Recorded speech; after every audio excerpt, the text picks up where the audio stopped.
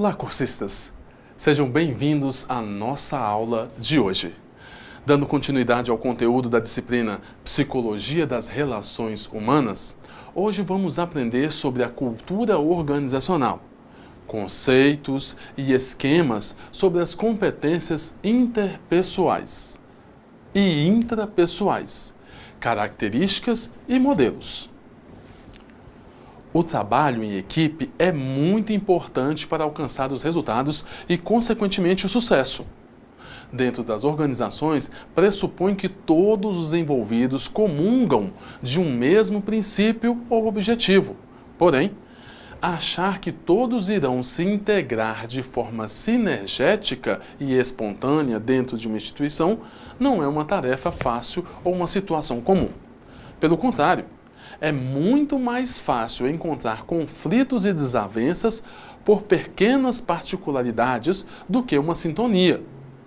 Onde há pessoas, há divergências. Boa parte dos comportamentos que as pessoas têm dentro de seus setores é determinada pela cultura organizacional. Claro que cada indivíduo tem suas características pessoais. Porém, a cultura de uma organização pode direcionar, influenciar e, em determinados casos, padronizar comportamentos de seus colaboradores. Cultura organizacional. O que é uma cultura organizacional? Bem, cultura organizacional são normas e crenças criadas dentro de uma organização para atingir metas ou mostrar aos colaboradores, clientes e todas as pessoas as características e escolhas dessa empresa. Para manter a organização viva, a cultura organizacional deve sempre ser inovada, de acordo com as características da empresa e adaptando-se às alterações externas provindas do meio ambiente, buscando sempre atender à necessidade da organização. Sempre uma organização se diferencia da outra pelas suas regras, formas de comunicação, forma de lidar com os colaboradores. Sendo assim, os colaboradores necessitam se adaptar ao ambiente para se integrar na equipe e serem aceitos pelos outros integrantes da organização. E aí observamos uma característica muito comum. Quando um colaborador de uma empresa que trabalhou por anos tem a oportunidade de entrar em outra empresa, surge então a necessidade de se adaptar aos costumes da nova empresa. Podemos conhecer a cultura organizacional de uma empresa através de vários elementos, como a missão, a visão e os valores da organização. Missão, valores e visão são conceitos importantes que dizem como é a cultura da empresa. Então, é preciso entender esses conceitos. Vamos a eles. Primeiro, missão. A missão pode ser considerada a essência da organização, a finalidade e qual é o motivo da empresa fazer o que faz. Quando uma organização cria sua missão, ela demonstra, através das palavras, quais as atitudes e como ela vai trabalhar para chegar a seu objetivo final, sendo como exemplo um excelente atendimento ao cliente, confiança e credibilidade, etc. Já a visão é a imagem que a empresa tem dela mesma perante a sociedade, clientes, funcionários e todos que estejam envolvidos direto ou indiretamente com a organização.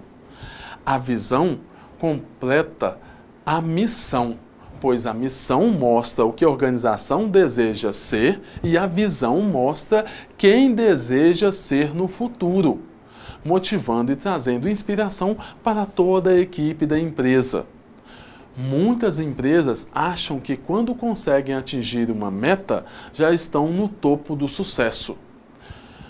Por isso é importante ter a visão próxima desses outros dois conceitos, missão e valores, pois a visão permite à empresa sempre ficar de olhos abertos para a realidade, sempre pensando no futuro e melhorando sua qualidade e suas metas, sempre se sobressaindo e conquistando novos espaços. Os valores são as crenças e o modo como a empresa deve se comportar. Mostra o caminho que os indivíduos da organização devem seguir e se comportar. Elementos dentro da cultura que renova a motivação das pessoas dentro da organização. É importante ressaltar que uma cultura não se sustenta pela individualidade. Ela representa as normas informais e não escritas que orientam o comportamento dos membros de uma organização, de uma instituição ou de uma sociedade, e que no dia a dia direciona as ações dos indivíduos para a realização dos objetivos daquele grupo. Esse processo não é diferente dentro do ambiente organizacional, que também pode ser apresentada como um conjunto de hábitos e crenças estabelecidos pelo meio de normas, valores, atitudes e expectativas compartilhadas por todos os membros da organização. A cultura espelha a mentalidade que predomina em uma organização. Não é algo que se possa tocar. Ela não é percebida ou observada em si mesma, mas por meio dos seus efeitos e consequências. Para Robbins, a cultura organizacional pode apresentar aspectos formais e abertos, ou seja, componentes tangíveis, visíveis e publicamente observáveis, orientados para os aspectos operacionais e de tarefas do cotidiano. Nesse sentido, é importante salientar que encontramos várias estratificações da forma como se organiza uma cultura organizacional. São elas: estrutura organizacional, títulos e descrições de cargos, objetivos organizacionais e estratégias, tecnologias e práticas organizacionais, políticas e diretrizes de pessoas, métodos e procedimentos de trabalho, medidas de produtividade e financeiras. Trata-se de uma normatização que orienta as pessoas na forma de se postar e de trabalhar dentro de uma empresa. O autor ainda apresenta aspectos informais ou ocultos, isto é, componentes intangíveis, invisíveis, afetivos e emocionais orientados para aspectos sociais e psicológicos. São eles: padrões de influência e de poder, percepção e atitudes das pessoas, sentimentos e normas grupais, valores e expectativas, padrões de interações formais e relações afetivas. Pode-se dizer que cultura organizacional é uma interação de elementos tangíveis e intangíveis, que acabam por influenciar as pessoas, o ritmo de produção, o modelo de gestão e os interesses da empresa. Sendo assim, os valores culturais estabelecidos se constituem em elementos construtores da integridade e responsabilidade que irão definir o que as pessoas e a empresa deverão ser e fazer. Se por acaso estes valores não estiverem claros para as pessoas, pode incidir em contradições, ruídos operacionais, gerando conflitos e comprometendo a sinergia organizacional. Morgan apresenta metáforas para auxiliar a compreensão das diversas formas de expressão da cultura organizacional. O autor faz comparações com imagens que permitem ao leitor uma maior e melhor interpretação dessa complexa relação das pessoas com a empresa onde trabalham. Para ele, as organizações podem ser vistas como máquinas mecanicistas, burocráticas, que só fazem aquele papel. Pode também serem vistos como organismos, ou seja, uma imagem relacionada à ecologia interorganizacional. Também no conceito de cérebros, enfatiza o processo de informações, de aprendizagem e de inteligência. Culturas, lugar onde residem as ideias, valores, normas e rituais, como também as crenças. Sistemas políticos, delineia a política da vida organizacional, como o poder, o comando, a liderança. Prisões psíquicas, interessante, trata-se da psicodinâmica relacionada aos aspectos ideológicos da organização. E aí nós vamos encontrar vários fatores que podem influenciar as pessoas e o meio. São eles: repressões, depressões, desejos, apegos. Outro, fluxo ou transformação. Reside a compreensão das mudanças como forma a vida social. Ou seja, como essas mudanças vão ser compreendidas. Se vai ser compreendida dentro do aspecto individual ou coletivo. E por último, instrumento de dominação. Focaliza na dominação que a empresa exerce para com seus empregados. Essa dominação impõe aos seus os interesses da empresa. E aí pode ter uma característica exploratória. A sociedade organizacional vai ser estabelecida na medida em que as pessoas irão se ajustar ao modelo de cultura vigente na empresa. É muito possível que ocorra perda da individualidade como forma de aceitação na empresa e no setor, pois será necessário aprender novos valores e normas e assim estabelecer um comportamento compatível com a cultura da organização. Quando este processo ocorre de forma harmoniosa, pode-se dizer que o clima organizacional, ou seja, o ambiente de trabalho e como as pessoas se relacionam umas com as outras, também será harmonioso e saudável. O contrário é extremamente prejudicial. Prejudicial para a produtividade, para o lucro, para as pessoas, para a saúde.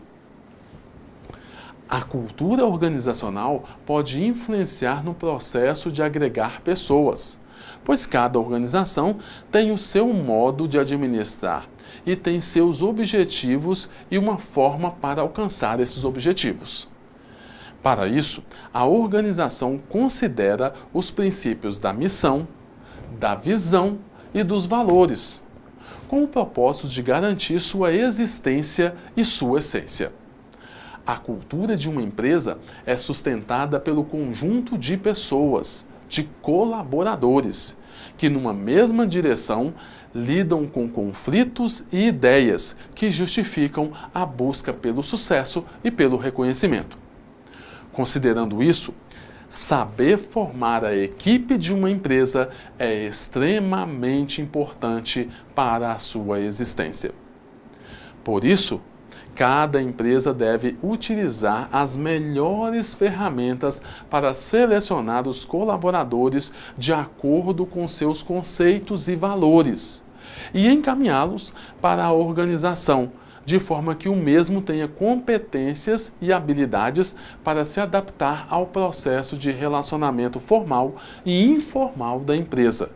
E assim, garantir a cultura organizacional como identidade de valores e de princípios.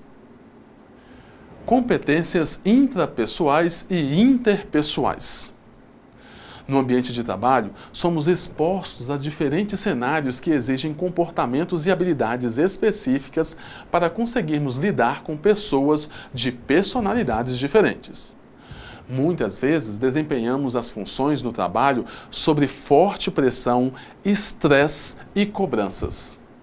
Para saber lidar com essas situações e outras dentro do ambiente de trabalho, vamos abordar o tema competência intrapessoal, ou seja, aspectos ou fatores individuais que cada um tem e que podem interferir na atividade de trabalho de forma positiva ou negativa. Para entendermos toda essa dinâmica de funcionamento que envolve a empresa, habilidades e metas dos funcionários e da empresa, se faz necessário entender as relações de trabalho. As relações de trabalho são muito diferentes das de 200 anos atrás. Hoje, as empresas investem em tecnologia, equipamentos, estrutura física e etc. O trabalhador contemporâneo está muito mais atento à sua formação técnica e profissional. Reúne características como crítica, consciência, competência e reconhece a importância de manter uma rede de contatos que possibilite seu desenvolvimento dentro da empresa. A globalização estabelece padrões de produção e de consumo, como também de mudanças na sociedade em geral. Inegavelmente, as exigências atuais são muito maiores e complexas. Não basta falar o inglês e ter o domínio dos diversos programas de softwares, é preciso ser proativo, multifuncional e saber interagir com os outros de forma sinergética. Mas como agregar características que favoreçam o trabalho nessa relação profissional? Para isso, se faz necessário desenvolver as competências intrapessoais. Mas o que é habilidade intrapessoal? Antes de responder, é preciso esclarecer que existem competência intrapessoal e competência interpessoal. Vamos entender a diferença. A habilidade intrapessoal, diretamente relacionada ao autoconhecimento, é a habilidade de controlar e administrar suas emoções e sentimentos. Esse conhecimento e autocontrole no trabalho favorece o indivíduo e é uma ferramenta eficaz e positiva que ajuda a pessoa, pois ela apresenta uma elevada autoestima na interação. E com isso, essa interação acontece de uma maneira mais fácil. O relacionamento intrapessoal refere-se à capacidade do indivíduo de conhecer a si. É o reconhecimento de habilidades, necessidades, desejos e inteligências próprias. A capacidade para formular uma imagem precisa de si próprio e a habilidade para usar essa imagem para funcionar de forma coletiva. Assim, a expressão intrapessoal é a nossa relação com os nossos sonhos, desejos, angústias, aspirações, emoções e tudo que se refere aos nossos próprios sentimentos, sejam eles positivos ou negativos. É a partir desses estímulos internos que nos relacionamos com o externo. A habilidade interpessoal. O relacionamento interpessoal refere-se à relação com o próximo. É a competência através da qual o indivíduo se relaciona bem com as pessoas que interage. A habilidade necessária para entender e responder adequadamente a humores, temperamentos, motivações e desejos de outras pessoas. O exercício da habilidade interpessoal se dá conhecendo, analisando e distinguindo sentimentos pertencentes ao outro e controlando sua reação em função desses sentimentos. Essa compreensão do próximo lhe confere a habilidade de trabalhar eficazmente com outras pessoas, a competência para trabalhar em equipe e grupo, e ela é muito desejada quando se quer exercer a liderança. As relações interpessoais se desenvolvem a partir da interação do eu com o outro, não sendo um processo solitário. O conhecimento, por parte do sujeito, das suas habilidades, Conhecimento de si, associado ao conhecimento do outro, permite uma harmonia dentro das organizações, valorizando o trabalho em equipe, concatenando para um grupo de indivíduos que constroem juntos, motivados e em harmonia os objetivos da empresa. Os relacionamentos produtivos devem ser harmoniosos e prazerosos, capazes de gerar uma energia adicional que nos leva a uma soma maior que as partes, a chamada sinergia, que trabalhamos nas aulas anteriores. Está lembrado? Espero que sim. Bem, falamos de competências, habilidades, características, objetivos, valores, etc. Mas não podemos esquecer que o principal agente desse contexto é o sujeito, constituído na sua essência de subjetividade, de sonhos, de desejos, de consciência, de características de personalidade.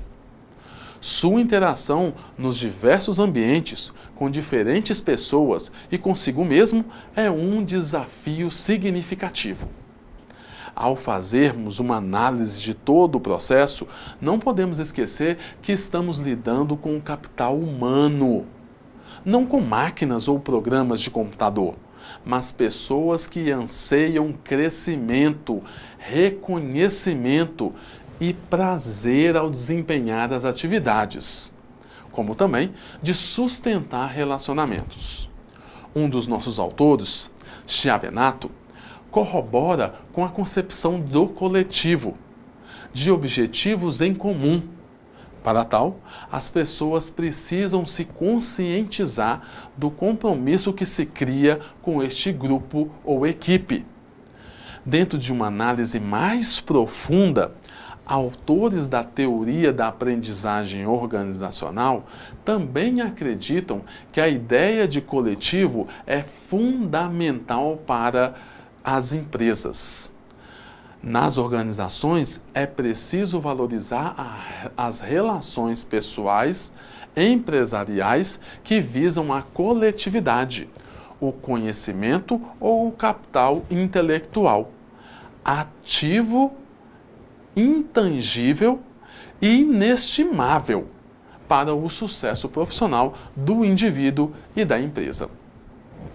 O autor Peter Senge compartilha desses ideais e afirma que é preciso analisar as empresas de forma mais complexa e não tão linear.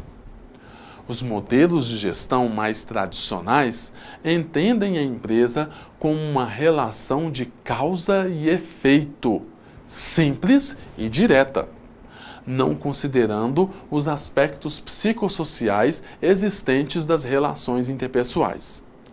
A empresa, para ele, é uma estrutura sistêmica ou global, e não um conjunto de setores que desenvolvem ações isoladas. As mudanças sociais interferem nos processos organizacionais e, dessa forma, permeiam as pessoas que ali trabalham. A competência para Senge está diretamente relacionada aos fatores do indivíduo. É através de seus modelos mentais e domínios pessoais. Fatores do grupo, mediante ações compartilhadas e aprendizagens em equipe. E fatores da empresa, que adota uma cultura de visão sistêmica. Modelos mentais e domínio pessoal. Como já abordamos, o mundo está em constante mudança, o que exige do sujeito uma capacidade de adaptar e responder a essas mudanças como parte do seu desenvolvimento pessoal e profissional. O uso de ferramentas adequadas para acompanhar a evolução e as novas exigências organizacionais é muito importante. E essa postura passa pela capacidade de lidar com as novas experiências e estar disponível para o aprendizado. Estes dois fatores juntos lidar com novas experiências e disponível para aprender são precursores para uma gestão eficaz e inteligente. Peter Senge acrescenta que o sujeito deve fazer uso de ferramentas, conhecimentos que favoreçam o trabalhador e suas relações, visando a coletividade.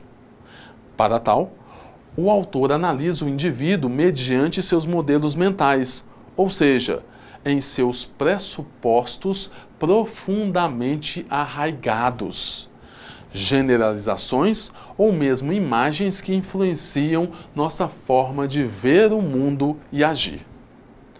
Modelos mentais são, portanto, valores, conceitos, moral, índole, cultura, limitações, preconceitos, habilidades próprias do indivíduo como pessoa.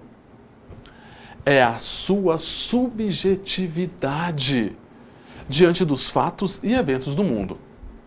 Uma vez exposto o modelo mental de uma pessoa, pode influir outra pessoa, fazendo com que este outro mude de ideia ou de comportamento. Senge assim reflete sobre os modelos mentais. Uma vez que o sujeito apresenta flexibilidade em seus modelos mentais, ele está apto para ampliar seu domínio pessoal, isto é, a disciplina que continuamente esclarece e aprofunda nossa visão pessoal, que concentra nossas energias, que desenvolve paciência e visão da realidade objetiva. Dominar algo é ter posse, aprender um conhecimento, saber executar uma ação específica, como, por exemplo, tocar um instrumento musical, saber cozinhar, costurar, dirigir, etc. Trata-se de uma proeficiência, ter percepção espacial, raciocínio lógico e rápido na solução de um problema. Muitos gestores comandam desta forma. Não esclarecem, não discutem, não buscam opiniões ou questionamento com seus servidores sobre as tarefas, projetos, execuções de um determinado setor. O indivíduo não tem a visão da totalidade da tarefa ou do projeto e acaba limitado em sua participação naquela função simplificada. Toda vez que isso acontece, todos saem perdendo. O indivíduo, porque se torna limitado, é subestimado em sua competência. O setor, porque está estabelecendo gargalos operacionais e pessoais. E a empresa, com a perda da lucratividade e do enriquecimento do capital intelectual que possui. O capital humano, as pessoas, fazem toda a diferença dentro das organizações. É a forma pela qual elas se relacionam que estabelece uma maior ou menor sinergia e uma competência pessoal e profissional. Competências organizacionais. As transformações relacionadas com a acirrada competitividade mercadológica, advindas principalmente da globalização e da intensa velocidade das inovações tecnológicas, têm levado as organizações a analisar e desenvolver fatores determinantes na busca pela diferenciação competitiva em seus mercados de atuação. O desenvolvimento destes fatores determinantes pode passar por um processo de autoconhecimento da organização e de definição das prioridades em seu negócio, na busca por uma posição mais consciente de mercado. Essa é uma das melhores formas de conhecer e entender uma organização, além de preparar as bases para o desenvolvimento e a exploração de futuras oportunidades, através da capacidade de geração de valor aos clientes. Tal ênfase ressalta um aspecto importante e estratégico: a valorização do capital humano dentro das empresas, dentro das organizações, e a consequente capacidade dos colaboradores gerarem valor aos seus processos, ao negócio e à relação cliente-empresa. O diferencial competitivo calcado nas pessoas refere-se então às competências individuais que necessitam estar em sintonia com as competências organizacionais para o alcance dos resultados esperados pela organização. As empresas contemporâneas estão buscando novos modelos de gestão que potencializem o desenvolvimento operacional, ou seja, estabeleçam dentro da cultura vigente a viabilidade para a mudança sem maiores pânicos ou conflitos. Aí vem a pergunta: como é possível fazer isso então? É preciso investimentos pessoais, financeiros e de tempo. As pessoas precisam estar receptivas. Haverá necessidade de treinamentos relacionados a isso e à demanda, como mudanças que não podem ser forjadas ou impostas. É imprescindível que sejam gradativas para que todos possam assimilar e acomodar os novos padrões que serão estabelecidos na nova cultura organizacional. E aí, caros cursistas, é importante ressaltar o novo paradigma organizacional. Trata-se de aprender a aprender, ou seja, fazer diferente o que já se sabe fazer. Instigar mais a criatividade, reduzir o tempo de realização das tarefas, ampliar os fatores de conforto, segurança e bem-estar das pessoas no local de trabalho. Investir de forma igualitária entre o técnico, tecnológico e o humano. O educador brasileiro José Manuel Mourão sugere relacionar as novas tecnologias em educação com os novos saberes. São eles: saber. Trata-se do domínio da linguagem técnica, é utilizar os termos, os conceitos provenientes daquele saber em que se está atuando. Saber fazer. Trata-se do domínio dos instrumentos utilizados para aquela produção. Saber estar. Iniciativa para agir, interagir e se comunicar. Saber aprender. É a busca constante por atualização, pelo conhecimento. E por último, fazer saber. Criar e transformar para inovar. E aqui nós estamos falando de constantes mudanças.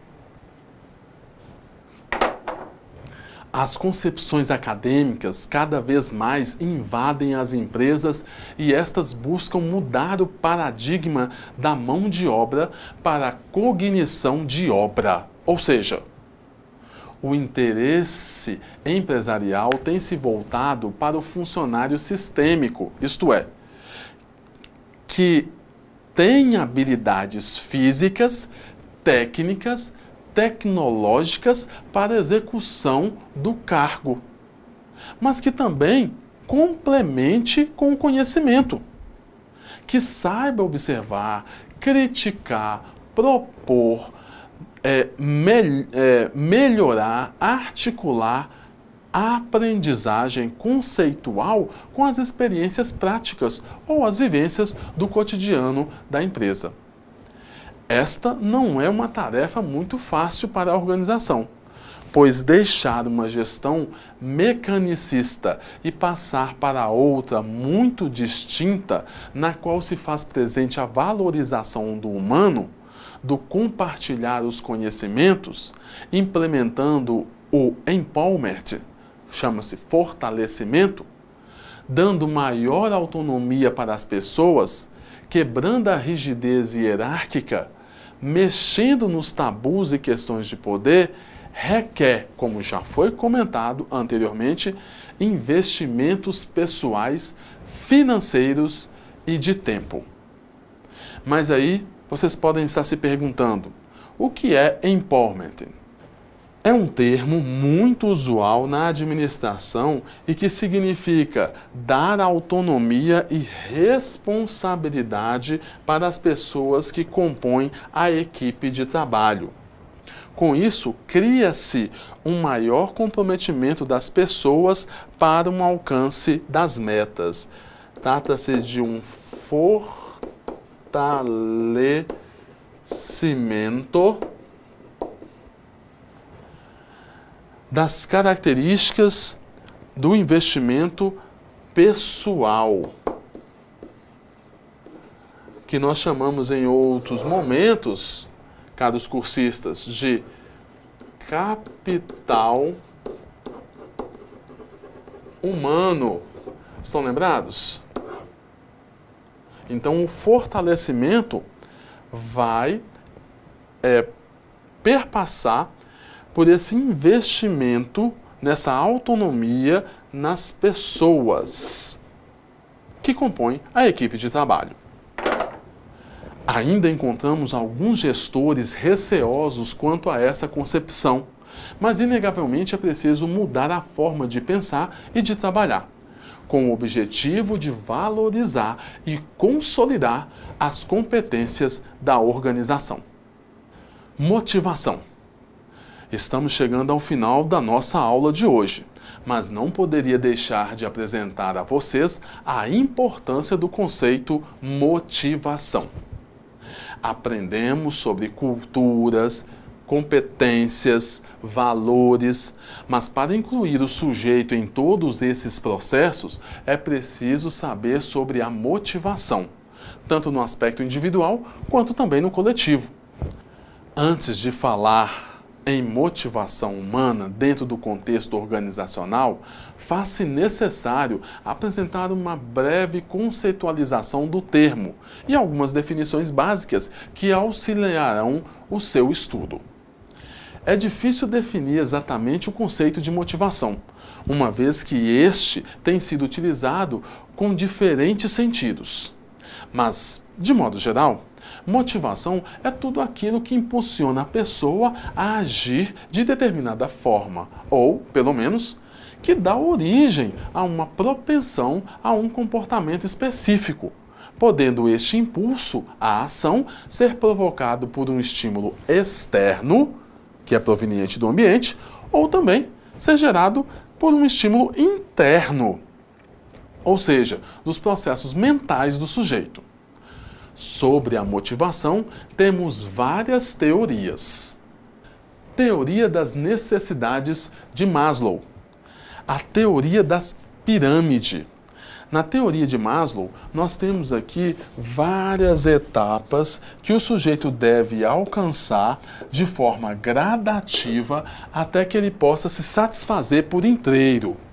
E, na teoria de Maslow, a primeira necessidade que ele deve se preocupar é a fisiológica, onde nós temos aí a questão das necessidades que mantém o sujeito vivo, preparado para as atividades, que são elas: respiração, comer, beber, a questão do sexo, sexual, sono, homeostase, que aí o sujeito vai passar de uma posição de conforto para a atividade, ou então ficar esperando as coisas acontecerem sem fazer nenhum tipo de esforço, e de excitação, que é para fazer alguma atividade, é o interesse para poder fazer alguma atividade. Só depois que ele completar todas esses requisitos dessa etapa, é que ele vai procurar a próxima etapa, que é a etapa relacionada à segurança. Então, depois que ele não sentir fome, depois que ele não estiver com limitação no seu sono, depois que ele estiver bem atendido fisiologicamente, é que ele vai se preocupar com a segurança. E essa segurança é a segurança em vários níveis, como, por exemplo, a segurança do corpo, do emprego que ele tem, dos recursos que ele guardou, da família, da saúde, etc. Quando ele estiver assegurado de todos esses requisitos, aí ele vai se preocupar com a próxima etapa da pirâmide, que trata da afetividade, que é o amor e o relacionamento. Trata-se do amor nas amizades, na família, a sua própria intimidade sexual. Satisfeito essa etapa da pirâmide, aí vem a próxima, que é a da estima. E aí, os valores intrapessoais estão disponíveis para o sujeito desenvolver, como autoestima, confiança, conquista, respeito também dos outros e respeito aos outros, ou seja, o respeito dele para com os outros. E por fim, por último, chegaríamos aí ao topo da pirâmide, que é a questão das realizações pessoais. Aí nós vamos pensar a questão da moralidade, da criatividade, espontaneidade, solução de problemas, ausência de preconceito e aceitação dos fatos. É importante ressaltar, caros cursistas, que essa pirâmide ela só pode ser alcançada no seu topo se o sujeito atender cada uma de suas bases. Então não adianta você pensar um sujeito preocupado com sua autoestima se ele estiver passando fome. Se ele estiver passando fome, ele não vai preocupar com a estima, nem com a namorada, com o namorado, nem com a segurança do próprio corpo. Ele vai lá comer. E se na comida ele tiver um alimento estragado, se ele estiver com fome, ele vai comer aquele alimento estragado porque ele tem que fazer valer a base da pirâmide da fisiologia e não da segurança com o corpo, porque ele tem que se manter vivo. Importante é que a teoria das necessidades de Maslow vem explicar como nós nos organizamos em sociedade e o que vem a ser as nossas preocupações. Por isso que em determinadas diferenciações de classes sociais, nós temos aí pessoas preocupadas com a subsistência e outras pessoas preocupadas com suas realizações, como viagens ou então ganhar mais dinheiro. Isso vai ser explicado pela pirâmide das necessidades de Maslow, a partir de qual patamar aquela pessoa se encontra. Outra teoria que pretende explicar o desenvolvimento humano é a teoria de Adolph, ou teoria ERC, que busca suprir algumas deficiências da hierarquia de Maslow. Aqui há somente 3 níveis de necessidades. A necessidade sobre a existência, que são os objetos materiais, as de relacionamento, que são as relações interpessoais, e a de crescimento.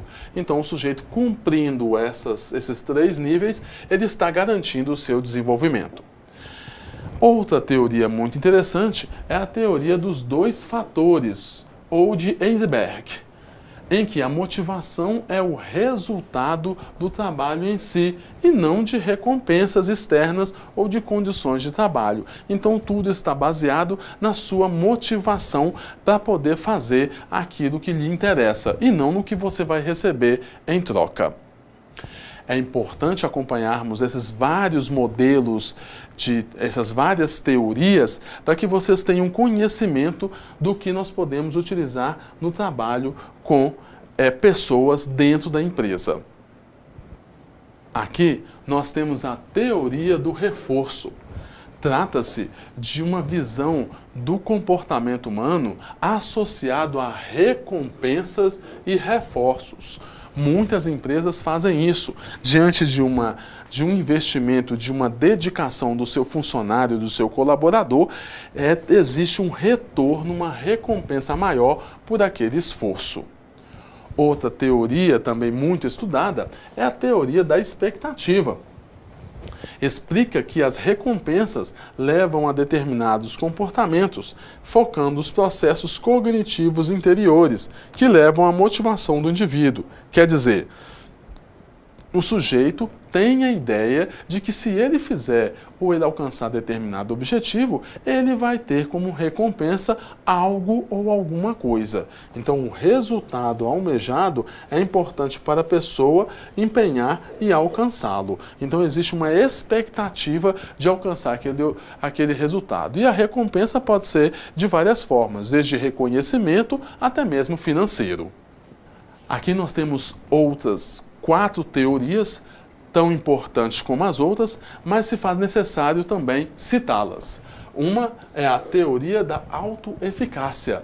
Afirma que a motivação está relacionada com a crença do sujeito. E isso pode ser muito eficiente, certo? É uma autoimagem sobre a própria competência. Teoria da equidade de Adams. As pessoas são motivadas a alcançar uma condição de igualdade ou justiça nas suas relações com os outros, com as outras pessoas dentro da organização. Quando há injustiças, é desencadeado um processo inverso de desmotivação. Outra teoria é a teoria da fixação de metas. O comportamento é motivado pela intensificação ou pela intenções e objetivos das pessoas, que podem estar diretamente relacionadas a comportamentos específicos. A meta é o desejo e, para tê-lo, não se medem esforços. E, por fim, a teoria da ação. A motivação para o trabalho se concretiza no comportamento orientado para os objetivos chamados de ações. O foco está nas ações em si e nos processos que levam essas ações a atingirem a meta do indivíduo. É importante, caros cursistas, que vocês tenham conhecimento dessas várias teorias. Cada ambiente, cada organização, levando em consideração o seu fim, qual é o serviço prestado, vai orientar você a escolher uma dessas teorias e qual seria a teoria melhor para se conseguir os objetivos dentro daquela organização. Pode-se observar que não faltam teorias administrativas ou da área da psicologia que busquem explicar a motivação. O que se pode dizer de forma mais concreta é que a motivação precisa ser desenvolvida nas empresas para que, através dela, as competências intra- e interpessoais sejam consolidadas, possam ser implementadas nos setores e, gradativamente, se tornar um novo modelo de cultura organizacional. Robbins propõe a gestão participativa, para a qual a ideia motivadora central visa convidar as pessoas a participarem do processo decisório mediante grupos de representantes. As decisões e metas não seriam impostas, mas sim dialogadas, buscando agregar interesse da empresa, do setor e dos funcionários. Assim, se formaram os círculos de qualidade, técnica utilizada pelas empresas japonesas em que os operadores da fábrica participavam das reuniões de chefias para discutirem melhorias, investigar as causas dos erros, acidentes e problemas apresentados no transcorrer da produção. Desta forma, a participação de todos ou dos representantes da categoria era valorizada. O comprometimento nesse modelo motivacional é maior e, principalmente, o respeito pela individualidade está presente, como também a valorização do coletivo. A troca de modelos mentais e as visões passam a ser compartilhadas. Onde há sinergia, a produtividade é muito maior. Existem outros programas organizacionais que incentivam a motivação. São eles: Programa de Remuneração Variável. Estabelece que haja um pagamento fixo mas parte da remuneração pode ser acrescida por parâmetros de desempenho individual ou do setor. Esse programa é muito utilizado em empresas na área de venda, em que, estabelecida uma meta, se alcançar aquela meta, uma remuneração é acrescida àquela parte de remuneração fixa. E isso o trabalhador fica motivado a conseguir alcançar as metas. Planos de participação dos lucros.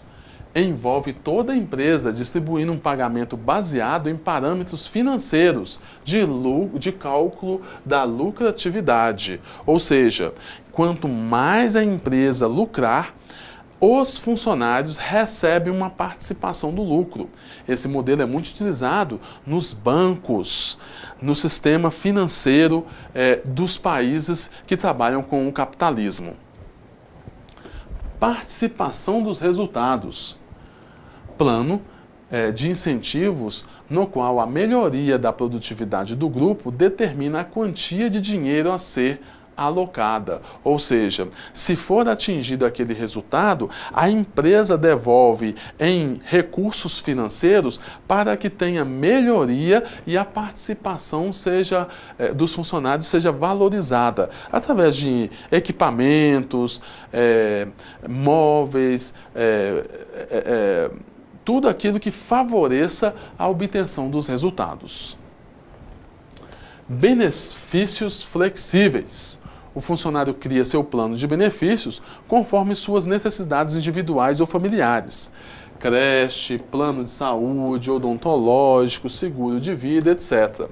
É muito utilizado em empresas, principalmente em empresas de produção, em que o funcionário, atingindo determinadas metas, ele recebe um incentivo ou até mesmo desconto de 100% em determinados benefícios, como por exemplo o plano de saúde, a empresa paga ele na totalidade, o plano odontológico, etc. E por último, o plano de remuneração por habilidades. O piso salarial é determinado como base nas habilidades que o funcionário é capaz de desempenhar. Então, ele tem uma formação básica e a partir do momento que ele começa a agregar mais habilidades, formação, conhecimento, ele vai receber uma remuneração maior. Ou seja, quanto mais ele investir nas suas habilidades ou no desenvolvimento das habilidades, ele vai ser reconhecido pela empresa, recebendo uma remuneração maior. As empresas estão atentas à necessidade de manter a motivação dos funcionários para que assim a produtividade também permaneça alta. Aos funcionários terceirizados, temporários, executivos, auxiliares, os que executam tarefas repetitivas. Todos buscam desenvolver sua atividade laborativa com qualidade. Manter o respeito, reconhecer as diferenças individuais, oferecer um feedback, ter uma gestão com maior equidade, acrescido dos planos de recompensas, pode ser uma estratégia eficaz para a motivação estar inerente ao clima organizacional. Não existe uma receita pronta, mas todas as pessoas podem auxiliar nesse processo, gestores e funcionários. A motivação compete a todos que buscam bem-estar e realização nos ambientes de trabalho. Bem, chegamos ao final de mais uma aula.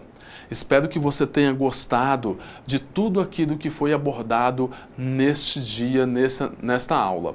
E fica a dica para vocês postarem nos nossos fóruns as dúvidas, os questionamentos. É preciso investir na formação, então façam a leitura, busquem estudar, isso vai agregar a vocês competência, qualidade e habilidade. Fica aqui o meu até logo e logo nos veremos na próxima aula. Até mais!